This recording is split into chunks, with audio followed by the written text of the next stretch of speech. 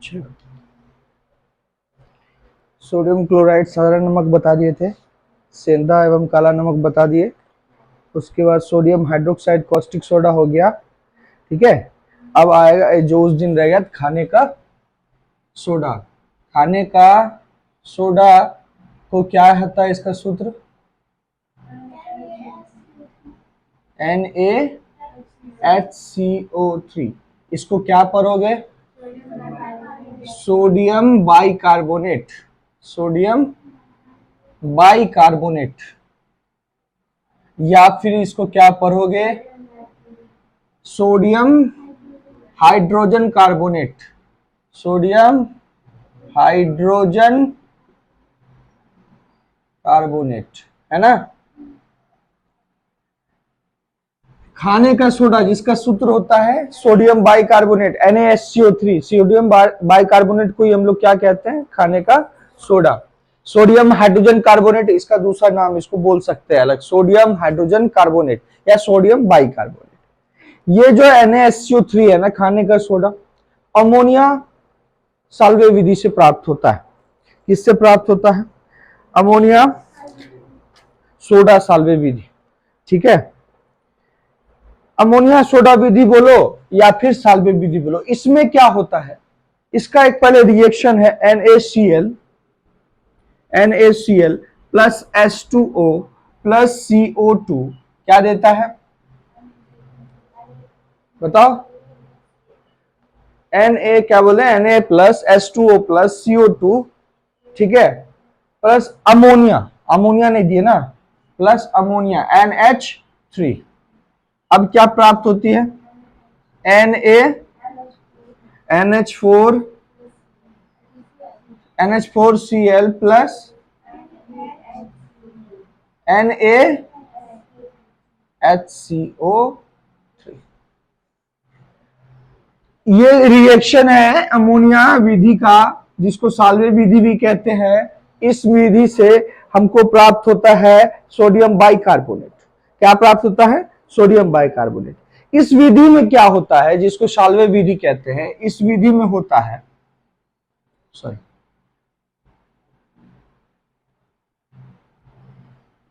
साल्वे विधि बोल लो या फिर अमोनिया सोडा विधि बोल लो। ठीक है, तो इसमें होता है कि जब हम सोडियम क्लोराइड के जलीय विलयन में, जब हम सोडियम क्लोराइड के जलीय विलयन में कार्बन डाइऑक्साइड गैस को प्रवाहित करते हैं, तब हम लोग को सोडियम बाइकार्बोनेट प्राप्त होता है। क्या प्राप्त होता है? सोडियम बाइकार्बोनेट प्राप्त होता है। कोई दिक्कत? हम लोग क्यों बोले? जब हम लोग सोडियम क्लोराइड के जलीय विलयन में CO2 गैस का प्रवाहन करते हैं, तो इसमें क्या होता है कि सोडियम बाइकार्बोनेट फॉर्मेशन होता है। बात समझ में आ गया? सोडियम बाइकार्बोनेट फॉर्मेशन होता है, और साथ ही साथ क्या मिलता है? Ammonium chloride. क्या मिलता है? Ammonium chloride. हुआ ना जी? Chloride, ammonium chloride.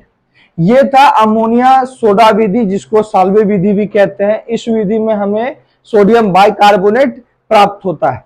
क्या प्राप्त होता है? सोडियम बाइकार्बोनेट, जिसको हम लोग खाने का सोडा भी बोलते हैं। इसके बाद इसका कुछ गुण है।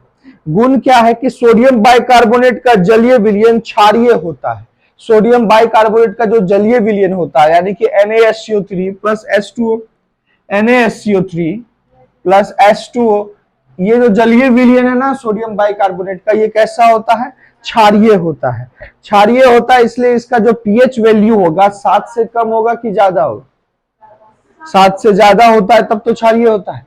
तो NaSCO3 प्लस H2O, ठीक है, जब इसका कहने का मतलब हो गया कि हमारा सोडियम बाइकार्बोनेट का जलीय विलयन जो होता है वो क्षारीय होता है, और क्षारीय होता है इस वजह से इसका pH मान कैसा होगा? 7 से अधिक होगा। बात समझ में आ गई?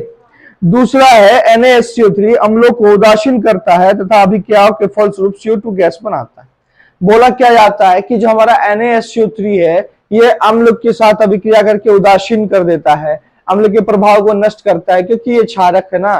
क्षारीय, इसका जो जलीय विलयन होता है वो कैसा हो जाता है? क्षारीय हो जाता है। जिस क्षारक का जलीय विलयन जो क्षारक जल में विलय हो जाए उसको हम लोग क्या कहते हैं? क्षार कहते हैं, है ना, कहते थे ना। तो फिर जो NaSCO3 है अम्ल को उदासीन करता है तथा अभिक्रिया के फलस्वरूप CO2 गैस निकालता है। क्या क्या निकालता है? CO2 गैस निकालता है। जैसे कि एक रिएक्शन है, जब हम इसको रिएक्ट करवाएंगे किसी अम्ल के साथ, किसके साथ? अम्ल के साथ। NaSCO3 plus HCl plus HCl क्या क्या देगा? NaCl sodium chloride plus H2O plus CO2, है ना। इसका कहने का मतलब हो गया कि जब हमारा सोडियम बाइकार्बोनेट जल के साथ अभिक्रिया जल के कहते हैं अम्ल के साथ अभिक्रिया करता है तो उसको उदासीन कर देता है, और साथ ही साथ क्या किस गैस का प्रवाहन करता है? CO2 गैस प्रवाहित होती है। बात समझ में आ गया? इसका एक गुण है। NaSCO3 को गर्म करने पर Na2CO3 तथा CO2 में अपघटित हो जाता है।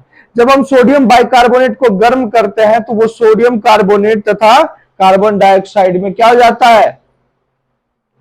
अपघटित हो जाता है। क्या बोला गया है कि जब हम सोडियम बाइकार्बोनेट को क्या कर देते हैं? हिट कर देते हैं, NaHCO3, ये है ना। जब इसको हम लोग क्या कर देंगे? हिट कर देंगे। क्या कर देंगे? हिट कर देंगे तो क्या प्राप्त होगा हमें? Sodium carbonate. क्या प्राप्त होगा? सोडियम कार्बोनेट प्लस होगा कि नहीं? Sodium carbonate plus H2O plus CO2 gas इससे प्रवाहित हुआ। इसलिए बोला गया कि जब हम लोग सोडियम बाइकार्बोनेट को गर्म करते हैं तो ये किसमें कौन सी गैस निकलती है? CO2 गैस निकलती है। कौन सी गैस निकलती है? CO2 गैस निकलती है। कोई दिक्कत? अब इसका कुछ उपयोग है, सोडियम कार्बोनेट का कुछ उपयोग होता है। तो पहला उपयोग क्या था? बेकिंग पाउडर बनाने में। पहला उपयोग क्या था? बेकिंग पाउडर बनाने में। बेकिंग पाउडर तो सब जानते होंगे। बेकिंग पाउडर का यूज किसमें होता है? पावरोटी वगैरह बनाने में, केक बनाने में बेकिंग पाउडर का इस्तेमाल होता है। बेकिंग पाउडर खाने का सोडा NaSCO3 तथा टार्ट्रिक अम्ल का मिश्रण होता है। किसका अम्ल? कौन से अम्ल का मिश्रण होता है?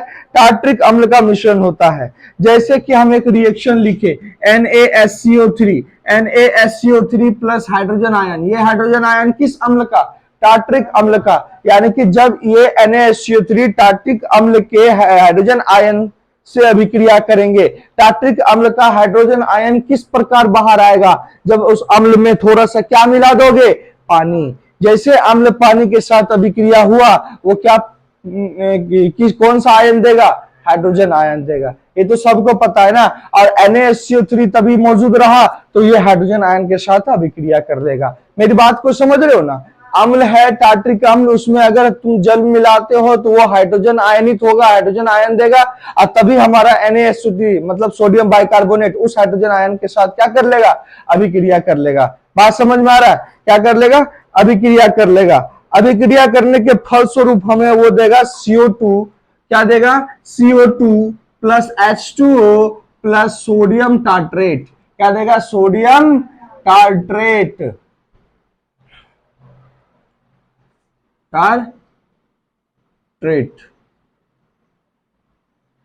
ये सोडियम टार्ट्रेट एक तरह का सोडियम लवण हुआ, यही होता है बेकिंग पाउडर। सोडियम लवण हुआ, इसी को हम लोग कहेंगे बेकिंग पाउडर। अब क्या होता है कि जब भी हम लोग पावरोटी बनाते हैं तो वो मुलायम होता है। मुलायम होने की वजह यह CO2 गैस होती है। मुलायम होने का वजह यह CO2 गैस होती है। जब ये CO2 गैस हमारे उस पावरोटी को क्या कर देता है? मुलायम कर देता है, सॉफ्ट कर देता है, स्पंजी बना देता है। ये CO2 गैस समझ में आ गई। यानी कि जब हम लोग सोडियम बाइकार्बोनेट अम्ल के साथ वो टार्ट्रिक अम्ल में मिलाते हैं, टार्ट्रिक अम्ल के हाइड्रोजन आयन के साथ ये अभिक्रिया करके CO2 plus H2O plus sodium tartrate हो गया। सोडियम टार्ट्रेट हो गया तुम्हारा एक सोडियम लवण, एकदम सोडियम का लवण टाइप होगा, जो कि हमें किस रूप में मिलता है? पाउडर के रूप में मिलता है। ब्लीचिंग पाउडर के रूप में मिलता है। टार्ट्रिक अम्ल का सोडियम लवण हो गया ये सोडियम टार्ट्रेट। बात समझ में आ गया। उसके बाद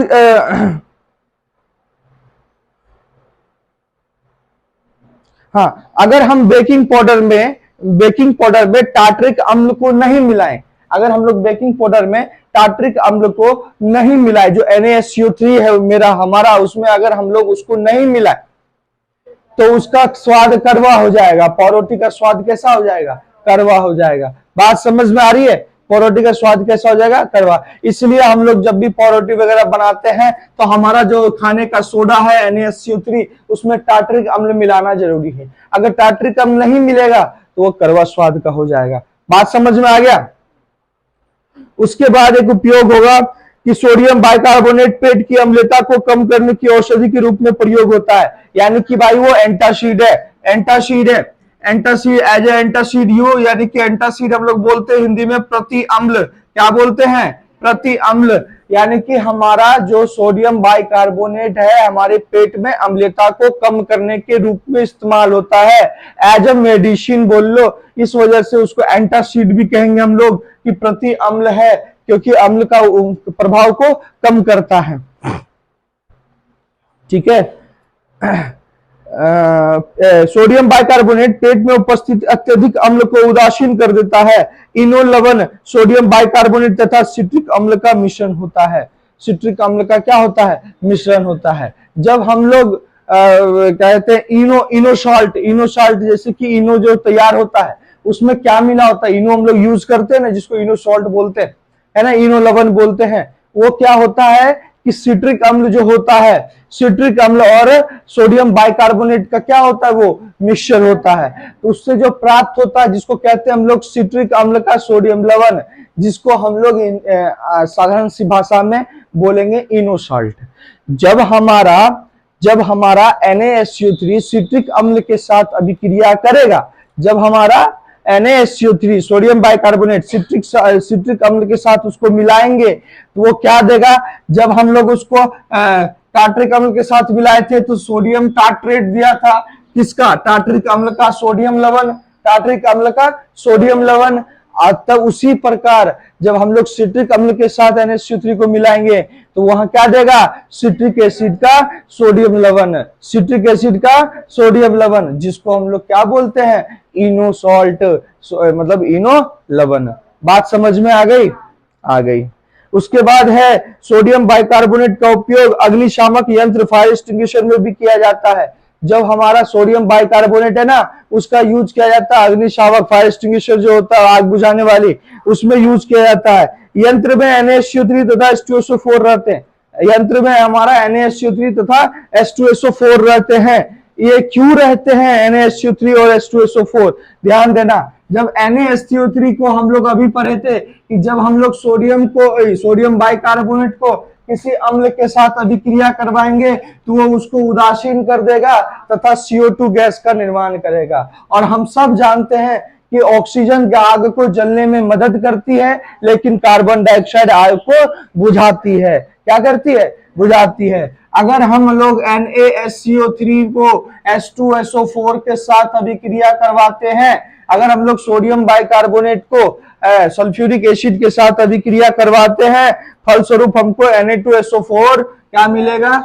Na2SO4 plus H2O plus CO2 ये प्राप्त होगा। क्या प्राप्त होगा? Na2SO4 plus H2O plus CO2 gas निकलेगी। CO2 क्या होती है? यही CO2 पाने के लिए हम लोग फायर एक्सटिंग्विशर में सोडियम बाइकार्बोनेट के साथ सल्फ्यूरिक एसिड डालते हैं। क्या डालते हैं? सल्फ्यूरिक एसिड डालते हैं। बात समझ में आ गई? ये जब तक रिएक्ट इससे करेगा तब तक CO2 निकलता रहेगा। इस वजह से हम लोग बात को समझा। सोडियम बाइकार्बोनेट के साथ सल्फ्यूरिक एसिड को फायर एक्सटिंग्विशर में डाला जाता है। जब ये दोनों अभिक्रिया करते हैं तो क्या बनाते हैं? CO2 गैस निकालते हैं। और हम सब जानते हैं कि CO2 गैस आग को बुझाने के लिए सक्षम होती है। बात समझ में आ गई? समझ गए बात की कोई और समझाना है? नहीं ना? ठीक है। अब है रसोई घर। खाने का सोडा का उपयोग खास्ता बनाने के लिए किया जाता है। कभी कभी इस्तेमाल खाना जल्द पकाने के लिए भी किया जाता है। यानी कि सोडियम बाइकार्बोनेट का जो यूज है जो डेली यूज है, तो हम लोग खास्ता वगैरह बनाते हैं, पकवान वगैरह बनाते हैं, तो उसमें इसका यूज किया जाता है ताकि वो क्या हो जाए, फूलने के बाद वो मुलायम रहे, सॉफ्ट रहे। इस वजह से हम लोग यूज करते हैं। कभी कभी उसका उपयोग हम लोग किस में करते हैं, खाना को जल्दी पकाने में, क्योंकि खाने का सोडा जब हीट भी रिड्यूस करता है, हीट भी पैदा करता है, तो अंदर के टेम्परेचर को क्या करता है, बढ़ा देता है। जब वो किसी चीज में डालता है तो उस चीज का जो तापमान होता है उसको क्या करता है, बढ़ा देता है। तभी तो खाना जल्दी पकता है, जब तापमान बढ़ जाता है। बात समझ में आ गया? अब हो गया तुम्हारा ये खत्म। अब बारी आती है किसका, वॉशिंग सोडा। वॉशिंग सोडा मतलब धोने का सोडा। वॉशिंग सोडा बोलने का मतलब धोने का सोडा, धोने का सोडा। ये सब चीज को ध्यान से देखते चलना है, समझे। धोने का सोडा जिसको हम लोग क्या बोलते हैं, वॉशिंग सोडा। इसको हम लोग क्या बोलते हैं, किस नाम से जानते हैं, इसका सूत्र क्या होता है, इसको हम लोग जानते हैं Na2CO3.10H2O, Na2CO3.10H2O। ये जो सूत्र है, ये धोने का सोडा का सूत्र है। कैसे याद रखोगे, Na2CO3.10H2O, यानी कि बोलने का सोडियम कार्बोनेट, सोडियम कार्बोनेट। समझ में आ रही है बात? सोडियम कार्बोनेट जो है, सिर्फ सोडियम कार्बोनेट नहीं होना चाहिए, इसके साथ 10H2O भी होना चाहिए। क्या होना चाहिए, 10H2O भी होना चाहिए। सोडियम कार्बोनेट यानी कि धोने के सोडा का, दिमाग में सब बैठा लेना, धोने के सोडा का जो सूत्र होगा Na2CO3.10H2O होगा, Na2CO3.10H2O होगा, जिसको हम लोग सोडियम कार्बोनेट भी कहते हैं। अब सोडियम कार्बोनेट प्राप्त कैसे होता है, तो ध्यान से सुनना, ध्यान से समझना। अमोनिया सोडा विधि यानी कि साल्वे विधि से हमारा NaSCO3 तैयार होता है। बोलो होता है कि नहीं होता है। सोडियम बाइकार्बोनेट जिसको हम लोग बेकिंग सोडा कहते हैं, ये अमोनिया सोडा विधि या फिर साल्वे विधि जो बोलो उससे प्राप्त हुआ था। उसमें क्या हुआ था कि सोडियम क्लोराइड के जलीय विलयन को, सोडियम क्लोराइड के जलीय विलयन में जब हम लोग कार्बन डाइऑक्साइड गैस को प्रभावित किए थे in the presence of ammonia, तो क्या प्राप्त हुआ था, Na2SO4,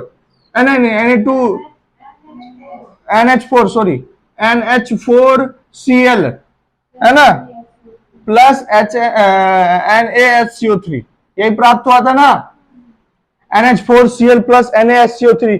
मतलब कि जब हम लोग सोडियम क्लोराइड के जलीय विलयन में कार्बन डाइऑक्साइड गैस को प्रभावित करते थे, तो हम लोग को फलस्वरूप सोडियम बाइकार्बोनेट की प्राप्ति होती थी। सोडियम बाइकार्बोनेट की प्राप्ति अमोनिया सोडा विधि यानी कि साल्वे विधि से हुई थी, साल्वे विधि से हुई थी। जब इस चीज की प्राप्ति हुई, फिर हम लोग पुनः NaSCO3 जो सोडियम बाइकार्बोनेट है, सोडियम बाइकार्बोनेट है, उसका फिर हम लोग क्या करते हैं, इसको हीट करते हैं। क्या कर देते हैं, NaSCO3 को हीट कर देते हैं। हीट करने से हमें क्या प्राप्त होता है, Na2CO3 plus CO2 plus H2O, plus CO2 plus H2O। ध्यान से सुनना, हम लोग सोडियम कार्बोनेट यानी कि धोने की सोडा कैसे प्राप्त करते हैं, तो हम सब जानते हैं कि अमोनिया सोडा विधि या फिर साल्वे विधि, जिससे हमारा क्या होता है, सोडियम क्लोराइड के जलीय विलयन में कार्बन डाइऑक्साइड गैस को प्रभावित करके सोडियम बाइकार्बोनेट की प्राप्ति की जाती है। सोडियम बाइकार्बोनेट प्राप्त हुआ, फिर उसको हम लोग क्या कर देंगे, गर्म कर देंगे। क्या कर देंगे, गर्म कर देंगे, उष्मा प्रवाहित कर देंगे। इसमें क्या डालेंगे, हीट, क्या डालेंगे, उष्मा। उष्मा डालने के बाद ये किसमें बदल जाएगा, सोडियम कार्बोनेट में। किसमें बदल जाएगा, सोडियम कार्बोनेट। और यही तो हमें चाहिए था, सोडियम कार्बोनेट, धोने की सोडा। बात समझ में आ गई। अगर तुमसे ये पूछा है सोडियम कार्बोनेट कैसे प्राप्त किया जाता है, तो वहां क्या लिखोगे, सोडियम अमोनिया साल्वे विधि से, अमोनिया सोडा विधि या साल्वे विधि से प्राप्त सोडियम बाइकार्बोनेट को पुनः गर्म करने पर Na2CO3 की प्राप्ति की जाती है। बात समझ में आ गया, ऐसे बताओगे। अब है इसका गुण, इसका गुण देखना और समझना।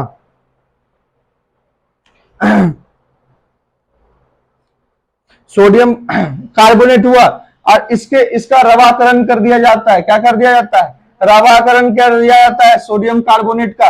रवाकरण करने के बाद Na2CO3 10H2O प्राप्त हो जाता है। बात समझ में आ गया। यानी कि सोडियम कार्ब, अगर तुमसे सोडियम धोने की सोडा की बात की है तो हम लोग पुनः Na2CO3 जब आएगा उसका क्या कर देंगे, रवाकरण कर देंगे धोने के सोडे का, Na2CO3.10H2O प्राप्त हो जाएगा। अब इसका गुण समझना, Na2CO3 का जलीय विलयन कैसा होता है, क्षारीय होता है। पहला गुण, Na2CO3 का जलीय विलयन कैसा होता है, क्षारीय होता है। ये क्षारीय होता है जिसका pH मान 7 से अधिक होगा। दूसरा, Na2CO3 अम्लों को उदासीन बनाता है तथा अभिक्रिया के फलस्वरूप CO2 गैस निकालता है। Na2CO3 जो है सोडियम कार्बोनेट, ये अम्ल के साथ अभिक्रिया करके उसको उदासीन कर देता है। उदासीन करने के बाद इसका जब ये अभिक्रिया में मतलब अभी फलस्वरूप ये क्या निकालती है, CO2 गैस निकालती है। सेम उसी तरह जैसे तुमको सोडियम बाइकार्बोनेट करती थी, ये जब भी क्या होता है, जब भी हमारा Na2CO3 जब भी हमारा अम्ल के साथ अभिक्रिया करेगा, किसके साथ अभिक्रिया करेगा, अम्ल के साथ अभिक्रिया करेगा, तो फलस्वरूप हमको CO2 गैस निकालेगा। तो बताओ Na2Cl आएगा, Na2Cl आएगा प्लस H2O आएगा प्लस CO2 आएगा, ये CO2 गैस प्रोवाइड करता है। तो जो इसका तीसरा गुण है वो क्या है, दूसरा गुण है क्या है, जब भी हमारा सोडियम कार्बोनेट अम्ल के साथ अभिक्रिया करके उसको उदासीन कर देता है और फलस्वरूप क्या देता है, अभिक्रिया करके फलस्वरूप CO2 गैस का प्रोवाइड करता है। सोडियम कार्बोनेट यानी कि Na2CO3.10H2O को तीव्रता से गर्म करने पर अनाद्र Na2CO3 बनता है, जिसको हम लोग सोडा एस कहते हैं। क्या कहते हैं, सोडा एस कहते हैं। ध्यान से सुनना, ये क्वेश्चन पूछता है कि सोडा एस किसे कहते हैं, सोडा एश, ठीक है। देखना, इसको हम लोग लिखते हैं सोडा एस।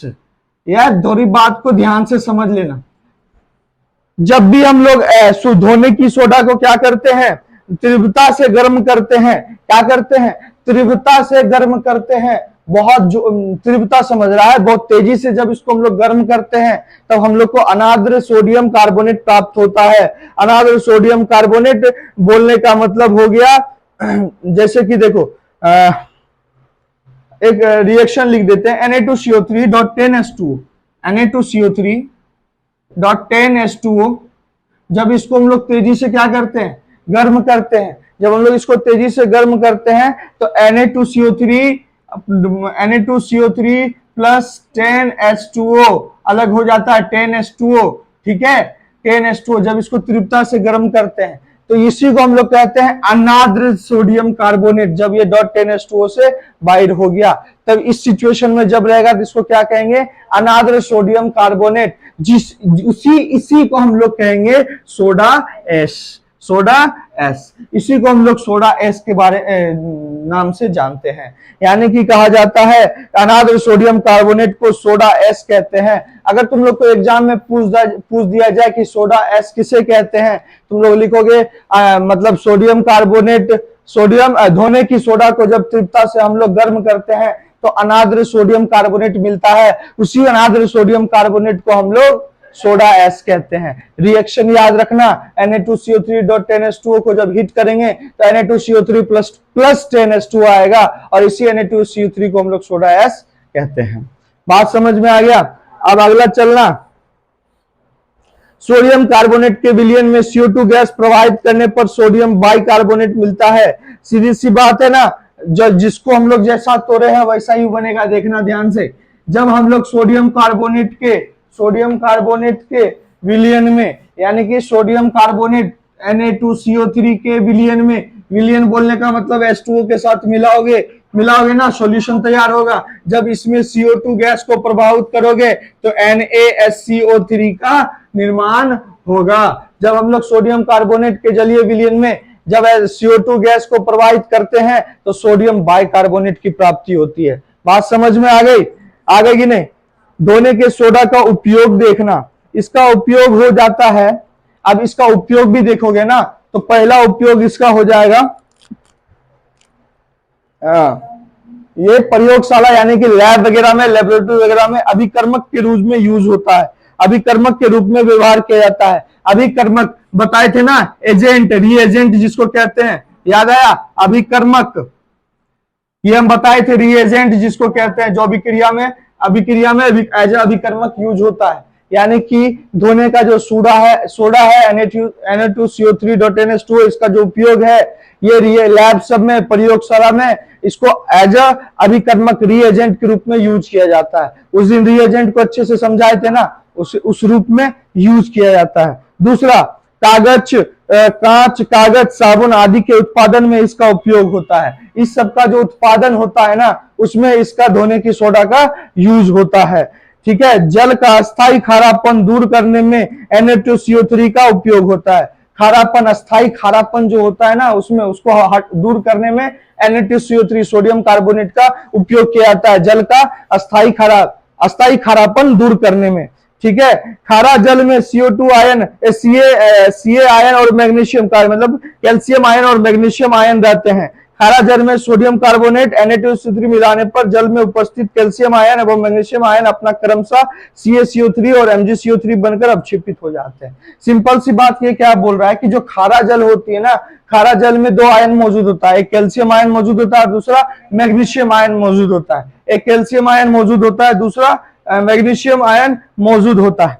तो कैल्शियम आयन दो प्लस आयन के साथ होता है। हम सब जानते हैं कि कैल्शियम जो होगा ये 2+ आयन के साथ होगा। अब 2+ आयन के साथ क्यों है इस चीज का फिर हम बताएं, पता नहीं चलेगा इस पे 2+ क्यों है, कैल्शियम पे 2+ क्यों है। 2 8 8 2 कैल्शियम का एटॉमिक नंबर 20, कैल्शियम का एटॉमिक नंबर 20, क्या बनेगा 2 8 8 2 बनेगा ना। अब इसका अपना ऑक्टेट स्टेट पूरा करने के लिए लास्ट ऑर्बिट का 2 इलेक्ट्रॉन को देना पड़ेगा। दिया तो प्लस, और कितना दिया 2 दिया, तो 2 आयन के साथ आएगा ना। बात समझ में आई। तो 2 आयन है इस पे, अब plus CO3 plus Ca2 plus CO3 जो है हमारा 2 निगेटिव आयन के साथ आएगा। कार्बोनेट क्या होता है, कार्बोनेट जब यह रिएक्ट करता है आपस में तो क्या बनाता है CaCO3। उसके बाद CaCO3 जो हमारा, यानी कि आप जो मैग्नीशियम आयन है, ये मैग्नीशियम आयन है, मैग्नीशियम आयन 2- के साथ होता है, आई थिंक 2+ के साथ होता है। प्लस जब ये CO3 से फिर कार्बोनेट से होएगा तो ये MgCO3 बना देगा। क्या बना देगा, मैग्नीशियम कार्बोनेट।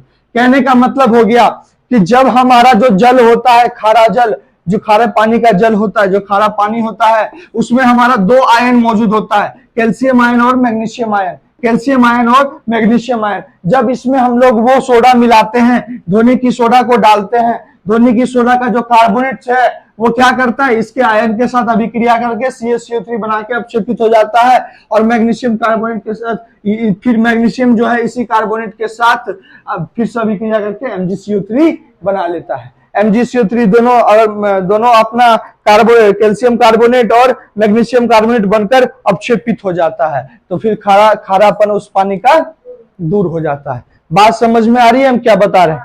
यानी कि बेसिकली हम तुमको ये बताना चाह रहे थे कि जो धोने की सोडा है इसका उपयोग अस्थायी खारापन दूर करने के लिए किया जाता है।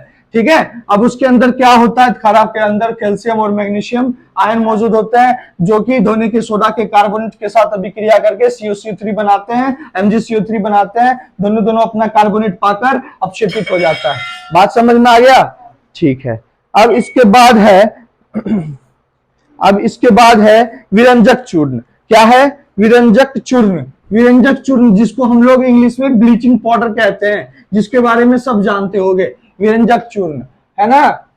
विरंजक चूर्ण जिसको हम लोग सब जानते हैं ब्लीचिंग पाउडर के नाम से। किस नाम से, ब्लीचिंग पाउडर, ब्लीचिंग पाउडर के नाम से। इसका केमिकल सूत्र होता है CaOClCl, है ना, CaOClCl। इसको तुम लोग बहुत जगह CaOCl2 के रूप में देखा है, मतलब इसको लिखा हुआ देखोगे CaOCl2। मत घबराना, दोनों एक ही चीज है, CaOCl लिखो, Cl लिखो या CaOCl2 लिखो। बात समझ में आ गई, समझ रहा है ना। क्या दोनों रूप में हो सकता है। इसको हम लोग क्या पढ़ेंगे, तुम्हारे बुक में लिखे थे, क्या इसको बोलते हैं,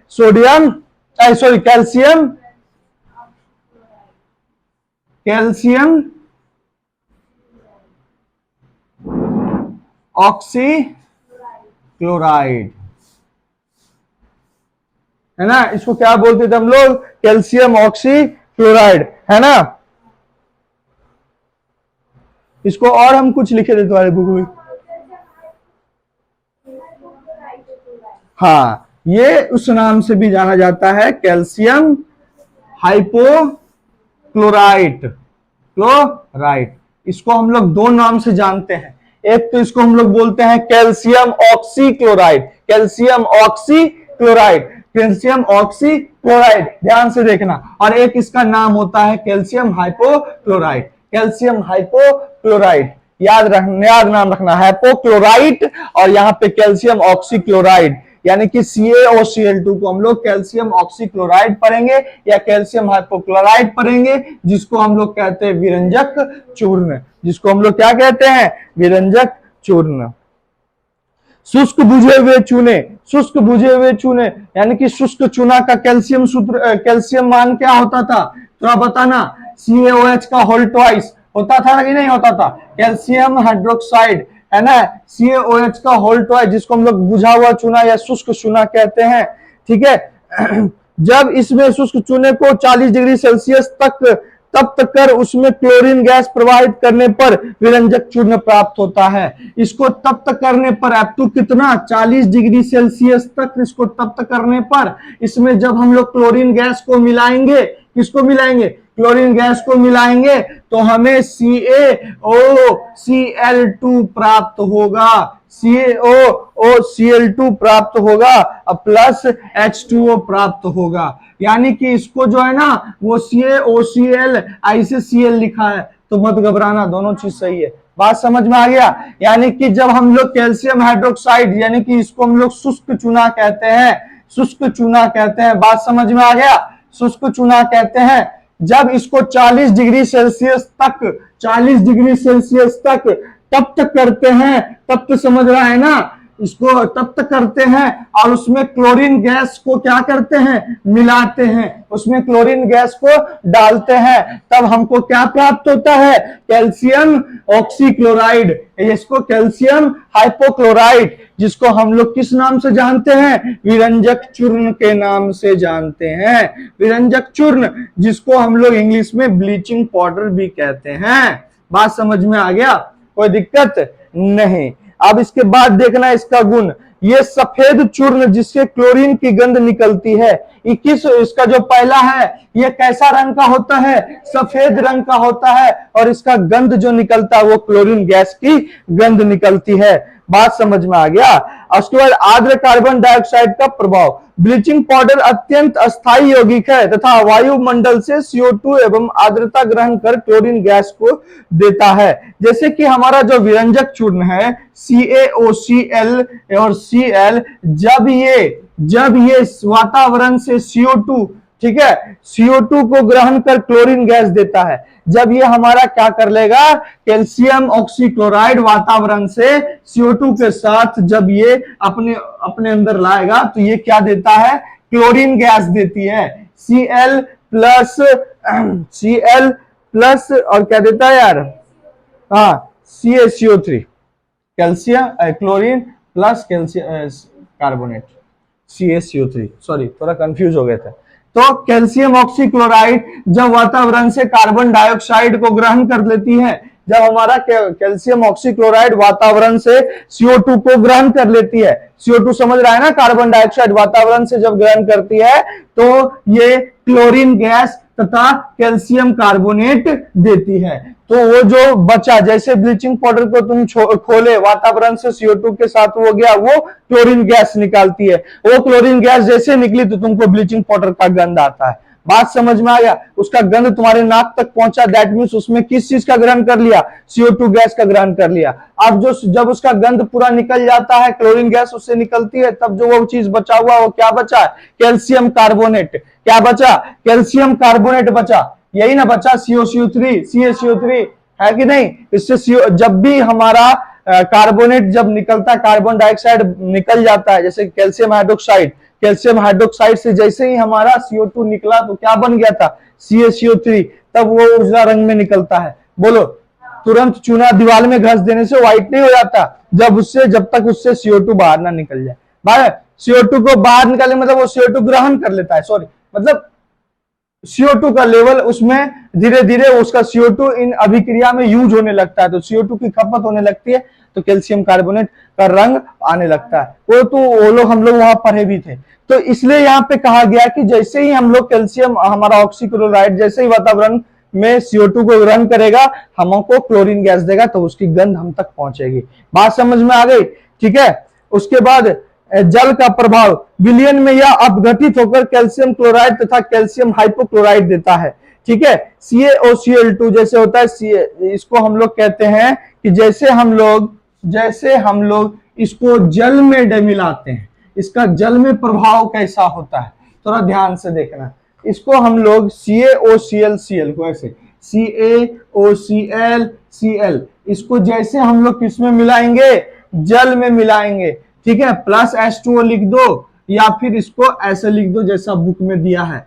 ठीक है। H2O जैसे इसमें हम लोग डालेंगे तो हम लोग को क्या देता है, CaOCl का होल ट्वाइस। ठीक है। CaOCl2 का होल ट्वाइस, जिसको हम लोग क्या किस नाम से जानते हैं, हम लोग इसको कैल्शियम हाइपोक्लोराइड के नाम से जानते हैं, और तथा कैल्शियम क्लोराइड भी देता है, CaCl2 भी देता है, यही ना, CaCl2 भी देता है। तो हम लोग जब भी कैल्शियम ऑक्सीक्लोराइड को जैसे पानी में मिलाते हैं, जैसे इसको हम लोग पानी में मिलाते हैं, तो ये क्या क्या देता है, कैल्शियम क्लोराइड, साथ साथ कैल्शियम हाइपोक्लोराइड, कैल्शियम हाइपोक्लोराइड देता है, हाइपोक्लोराइड देता है, कैल्शियम हाइपोक्लोराइड और कैल्शियम क्लोराइड देता है। तो जब इसको जल में इसका प्रभाव कैसा होता है, तो जैसे ही हम लोग कैल्शियम ऑक्सीक्लोराइड को जल में मिलाते हैं, सबको टॉपिक वाइज पढ़ते जाना, जल के साथ इसका प्रभाव क्या है, तो जल के साथ यह अभिक्रिया करके क्या देता है, कैल्शियम हाइपोक्लोराइड और कैल्शियम क्लोराइड देता है। बात समझ में आ गया? अब तो जल हो गया, आर्द्र कार्बन डाइऑक्साइड का प्रभाव हो गया, मतलब कार्बन डाइऑक्साइड के साथ ग्रहण करके क्या करता है वो समझ गए। अब जल के साथ मिलके क्या देता है वो समझ गए। अब अम्ल के साथ मिलके क्या देता है वो समझ जाओ। अम्ल के साथ, है ना, अम्ल का प्रभाव क्या होता है, ध्यान से देखना। यह तनु HCl के साथ अभिक्रिया करके क्लोरीन देता है। क्या देता है? क्लोरीन देता है। दैट मीन्स हमारा CaOClCl जो है हमारा कैल्शियम ऑक्सीक्लोराइड, ये अगर अम्ल के साथ अभिक्रिया करता है, किसके साथ अभिक्रिया करता है, अम्ल के साथ अभिक्रिया करता है, तो कैल्शियम क्लोराइड देता है, कैल्शियम क्लोराइड देता है, प्लस H2O देता है, प्लस CO2 देता है, नहीं Cl2 देता है, सॉरी Cl2 देता है, यही ना देता है, H2O देता है प्लस Cl2 गैस देता है। यही क्लोरीन गैस का ये निष्कासन करता है। यानी कि जैसे ही हमारा कैल्शियम ऑक्सीक्लोराइड अम्ल के साथ अभिक्रिया करेगा, तो फलस्वरूप हमें कैल्शियम क्लोराइड तथा क्लोरीन गैस निकलती दिखेगी। तो मतलब ये भी पानी के जैसे क्या निकाल देता है, क्लोरीन गैस को निकालता है। बात समझ में आ गया? अम्ल के साथ इसका प्रभाव क्या होगा, ये क्लोरीन गैस देती है, अम्ल के साथ अभिक्रिया करके फलस्वरूप क्लोरीन गैस देती है। ठीक है। इसका उपयोग किसमें होता है, कीटाणुनाशक में। इसका उपयोग सबसे पहला हम लोग जो डेली यूज में करते हैं, ब्लीचिंग पाउडर गली कुची में मच्छर ना लगे, कीटाणुनाशक के लिए छींटते हैं। कागज एवं कपड़ों के विरंजन में इसका यूज करते हैं। विरंजन, रंग निकालना, रंग चलाना, बहुत तरह का में ब्लीचिंग पाउडर का यूज होता है ना। दूसरा, क्लोरीन क्लोरोफॉर्म आदि बनाने में, क्लोरीन गैस को बनाने में इसका उपयोग होता है। किसका? क्लोरीन गैस को बनाने में इसका उपयोग होता है ना। उसके बाद क्लोरोफॉर्म बनाने में उसका उपयोग होता है। फिल्म सब में देखता हुआ क्लोरोफॉर्म सुमा के टांग के लेके चल जाता है ना, सुना के क्लोरोफॉर्म, जिससे बेहोश होता है, क्लोरोफॉर्म रुमाल में लगा के नहीं नाक में सटाते हैं क्लोरोफॉर्म, तो उस सबको बनाने में इसका उपयोग किया जाता है। ब्लीचिंग पाउडर का उपयोग विरंजन में, कपड़ा तपड़ा का विरंजन में, रंग चढ़ाना, रंग उतारना, बहुत तरह का बात होता है विरंजन में। उसके बाद क्लोरीन क्लोरोफॉर्म आदि बनाने में, और उसके बाद कीटाणुनाश में। ये 3 तरह का उपयोग है विरंजक चूर्ण का, जो अच्छे से याद रहेगा। अभी तो इतना ही रहने देते हैं, फिर अगला दिन खत्म करते हैं। ठीक है। अब तो कुछ बचा नहीं, 2 पॉइंट और होगा, तो ये अच्छे से समझ गए। विरंजक चूर्ण समझ गए, धोने का सोडा, खाने का सोडा, सेंधा नमक, उसके बाद कॉस्टिक सोडा, ये सारा का सारा तुम लोग का क्लियर है। अब थोड़ा रवाकरण वगैरह बचा हुआ है, उसको देख लेंगे, कोई दिक्कत नहीं। एक प्लास्टर ऑफ पेरिस था ना, पीछे हो गया था सारा। प्लास्टर ऑफ पेरिस है ना, प्लास्टर ऑफ पेरिस किसे कहते हैं, इसका समान सूत्र क्या होता है, पेरिस, है ना, सही जा रहे हैं ना, plaster of Paris. Plaster of Paris कहते हैं हम लोग, इसका सूत्र होता है, पहले जान लो, calcium sulphate CaSO4 dot half H2, CaSO4 dot half H2O, इसको कहेंगे हम लोग कैल्शियम सल्फेट हेमीहाइड्रेट। क्या पढ़ेंगे, ये तो कैल्शियम सल्फेट हो गया, इसमें तो कोई दिक्कत, ये तो समझ गए ना कि CaSO4 को क्या पढ़ेंगे, कैल्शियम सल्फेट पढ़ते आए हैं, है ना, कैल्शियम सल्फेट हेमीहाइड्रेट। बात समझ में आ गया। प्लास्टर ऑफ पेरिस कहते हैं हम लोग कैल्शियम सल्फेट हेमीहाइड्रेट को, इसका नाम हो, इसको जो पढ़ने का तरीका है, इसको पढ़ेंगे कैल्शियम सल्फेट हेमीहाइड्रेट, हेमीहाइड्रेट। बात समझ में आ रही, हेमीहाइड्रेट, इसको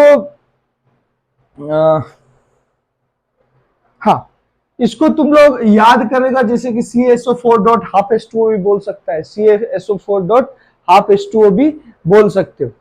लेकिन ना, ये जितनी भी चीज अभी हम पढ़ाए, जैसे धोने का सोडा, खाने का सोडा, कॉस्टिक सोडा, तुमको प्लास्टर ऑफ पेरिस, फलाना, ये सब का सूत्र याद होना चाहिए, सब का उपयोग याद होना चाहिए, सब कैसे प्राप्त होता है ये याद होना चाहिए।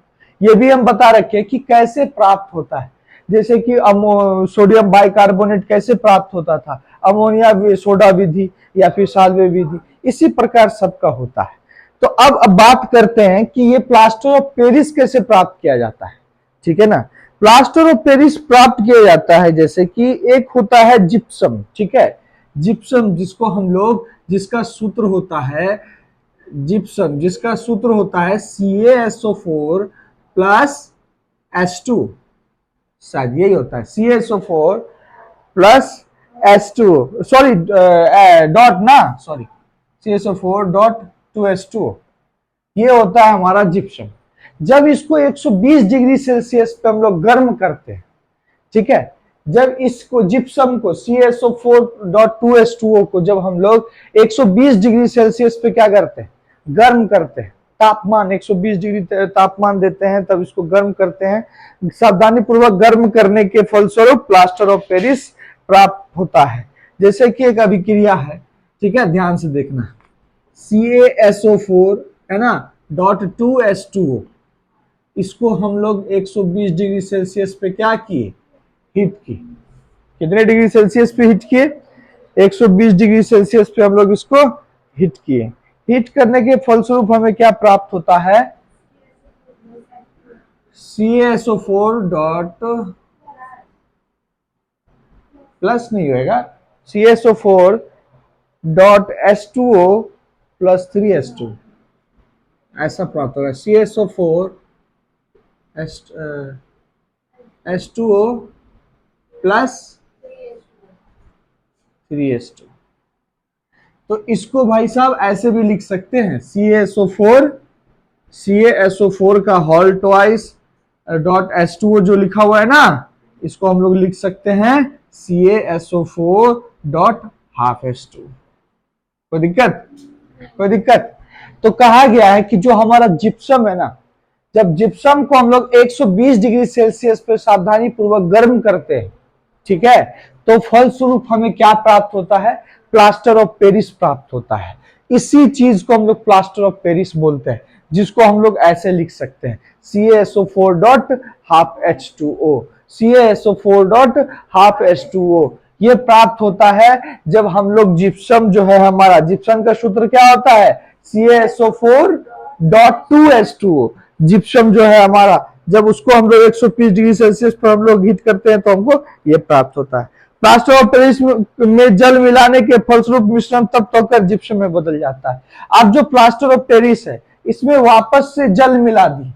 अब जो प्लास्टर ऑफ पेरिस है, उसमें वापस से हम क्या कर दिए, जल है, अभी हीट करके प्लास्टर ऑफ पेरिस बनाए थे ना, अब हम लोग क्या करें, प्लास्टर ऑफ पेरिस में पानी मिला रहे। पानी मिलाने पर क्या हो जाएगा, वो वापस से जिप्सम में बदल जाएगा। किस में बदल जाएगा, जिप्सम में बदल जाएगा।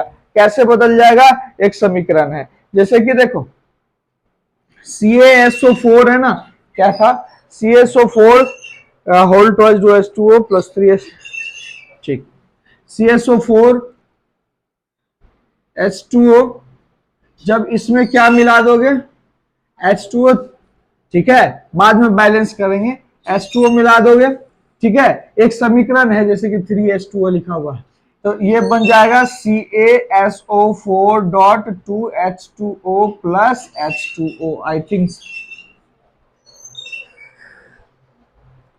या फिर नहीं भी लगा। ये कहने का मतलब हो गया 3×4 3×6, तो बैलेंस करने के लिए इधर 2 लगाना होगा बस, और कुछ नहीं।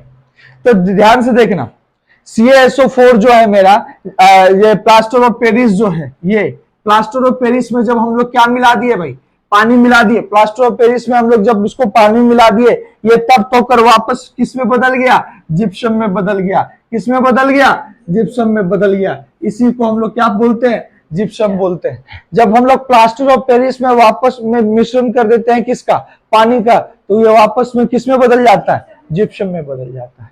कोई दिक्कत, अगर तुमसे कोई पूछा प्लास्टर ऑफ पेरिस किसे कहते हैं, तो प्लास्टर ऑफ पेरिस कहते हैं हम लोग कैल्शियम सल्फेट हेमीहाइड्रेट को, कैल्शियम सल्फेट हेमीहाइड्रेट को।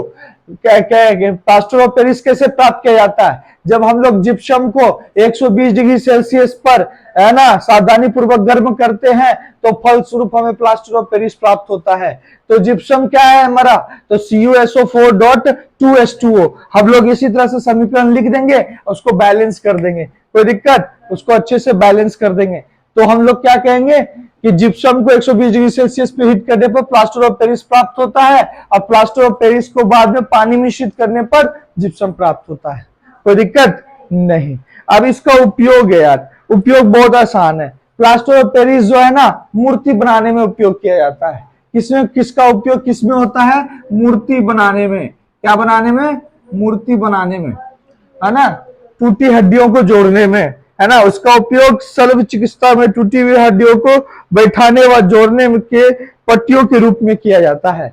इसमें पट्टी किया जाता है ना, टूटी हड्डी को जोड़ने या बैठाने के, प्लास्टर ऑफ पेरिस, है ना, ऐसा लगा के घूमते रहते हो तो गंदा लटका के, तो वो प्लास्टर ऑफ पेरिस होता है। उसका उपयोग मूर्ति बनाने में भी किया जाता है ना, टूटी हड्डी को जोड़ने में जो पट्टी के रूप में जो लगाया जाता है, ऐसे दगा देता है, चूना चूना टाइप बहुत सारा रहता है ना, तो वो होता है प्लास्टर ऑफ पेरिस। ठीक है, तो प्लास्टर ऑफ पेरिस ध्यान में बैठ जाना, वो छोटा टॉपिक है, पॉइंट वाइज पूछेगा। प्लास्टर ऑफ पेरिस क्या होता है, CaSO4 डॉट हाफ H2O कैसे प्राप्त होता है, फलाना तरीके से, है ना। जिप्सम को जब हम लोग 120 डिग्री हीट करते हैं तो हमको ये प्राप्त होता है, और ये प्लास्टर ऑफ पेरिस में जब हम पानी मिलाते हैं तो हमें जिप्सम प्राप्त होता है। कोई दिक्कत नहीं, होना भी नहीं चाहिए इसमें दिक्कत, ठीक है ना। उसके बाद है ना, रवाकरण के जल। सबसे पहले तो ये देख लो कि रवाकरण के जल कहने का मतलब क्या हुआ इसका। रवाकरण क्या होता है, एक विधि होती है जिसमें किसी विलयन में किसी पदार्थ को अलग किया जाता है, किसी विलयन से किसी पदार्थ को अलग किया जाता है। जैसे कि कोई मिश्रण है, कोई मिश्रण कह लो, विलयन मत कहो, कोई मिश्रण कह लो, मान के चलो 2 पदार्थ का मिश्रण है, तो जिस विधि से उस दोनों पदार्थ को अलग किया जाएगा वो विधि क्या कहलाता है, रवाकरण। क्या कहलाता है, रवाकरण।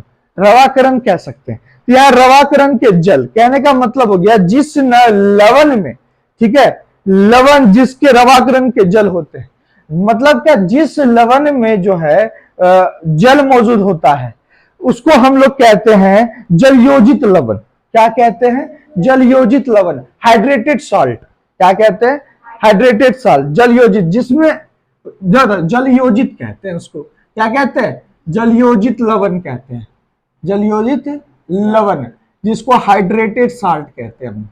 बात समझ में आ गया। और जो जिसमें मौजूद नहीं होता, ठीक है, उसको हम लोग कहते हैं अनहाइड्रेटेड, है ना, अनहाइड्रेटेड यानी कि अनहाइड्रस कहते हैं, अनाद्र लवण कहते हैं। क्या कहते हैं, अनाद्र लवण कहते हैं, अनार्द्र लवण, अनहाइड्रस सॉल्ट, अनहाइड्रस सॉल्ट। ये दो प्रकार का लवण होता है। तो जिसमें रवाकरण के जल होते हैं ना, रवाकरण तुम लोग को बता दे तो किसी भी पदार्थ, किसी भी मिश्रण से पदार्थ को अलग करने का जो तरीका होता है ना, उसको हम लोग रवाकरण कहते हैं। क्रिस्टलाइजेशन, क्रिस्टलाइजेशन बात समझ में आ रही है? इंग्लिश में उसको क्रिस्टलाइजेशन कहते हैं और हिंदी में रवाकरण। वो एक विधि है जो किसी क्या होता है, मिश्रण को जब किसी पदार्थ के मिश्रण को क्या कर देता है, अलग कर देता है, वो एक विधि है। ठीक है, तो जिस लवण में रवाकरण के जल मौजूद होते हैं ना, उसे हम लोग कहते हैं जलयोजित लवण, हाइड्रेटेड साल्ट इंग्लिश में। और जिसमें नहीं होते हैं ना, उसको हम लोग अनाद्र लवण कहते हैं, अनहाइड्रस साल्ट कहते हैं।